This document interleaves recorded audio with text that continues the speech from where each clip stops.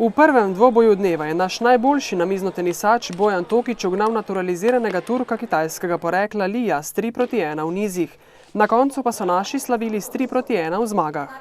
V redu, mislim, da okej. Igralec sploh ni naivan, tisto, kar kaže njegova svetovna lestvica, je totalno nerealno, igra dosti boljše, dobil je šele pravico zdaj nastopanja za Turčijo v ekipnih delih, tako da bo sigurno več prisoten in bo sigurno dosti boljši. Jaz mislim, da sem imel opravka z dobrim igralcem. Pred našo reprezentanco je še kar nekaj zanimivih dvobojev v teh kvalifikacijah. Drugo tekmo igramo z Italijo. Čez 14 dni, mislim, da so ta dva nasprotnika premagljiva. Vse bomo videli, kaj se bo danes tukaj zgodilo, ampak v vsakem primeru bi bilo lepo štartati z dvemi zmagami. Potem nas čaka Poljska in Danska. Te dve reprezentanci sta relativno boljši od nas. Turška ekipa je sicer močna, ima dva naturalizirana kitajska igralca, ampak tudi naša ekipa je zelo kvalitetna, nepredvidljiva, raznovrstna. Mladost, izkušenost in en res vrhunski igralec. Tako da mislim, da smo težek zalogaj za vsakega nasprotnika.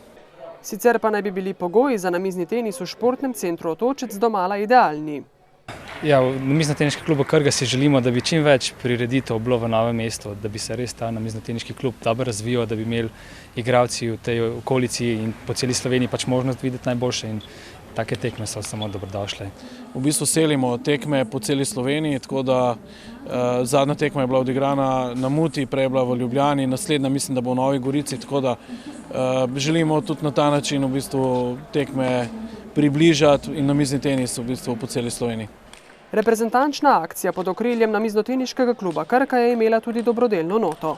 Ja, pač odločili smo se, da bomo tekom leta organizirali 2-3 dobrodelne akcije in to je ena izmed prvih, kjer zbiramo denar za otroški oddelek Splošne bolnišnice Novo mesto, s tem, da se žogice in par loparčkov in pa drese s podpisi vseh reprezentantov bomo pač s tem, upam, da zbrali nekaj denarja, ki ga potem doniramo bolnici.